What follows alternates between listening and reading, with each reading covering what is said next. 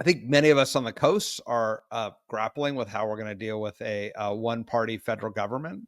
What's your advice for sort of how do you continue to shape and engage local policy when state or federal policy feels like it's going in the other direction? Yeah, so this isn't necessarily new to someone living in a blue city in a red state, right? Yep. This is what we've lived with for a long time.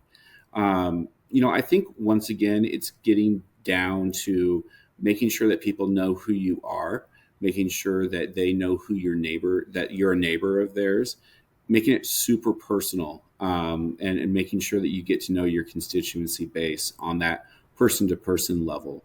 Um, you know, and that being said, there's always going to be opportunities for us to work across the aisle with folks.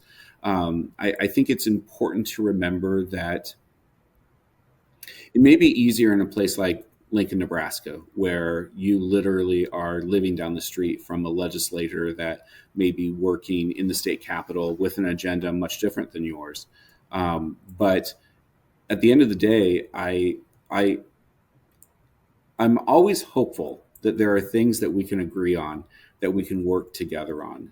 And at the end of the day, there may be things that we're playing defense on.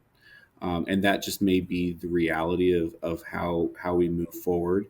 But I think that as long as we're framing discussions in terms of solutions rather than pitting against each other or saying, I'm blue, they're red, they're bad, I'm good.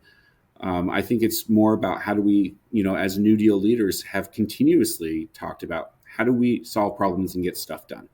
I think at the end of the day, it's really, really hard for any legislator to back down from a good idea.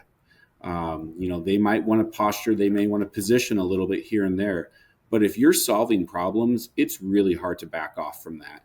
And I think people might go along with you willingly or unwillingly, but if you're tackling issues and getting to the heart of a problem, I think that you will find that you might have more support than you otherwise would.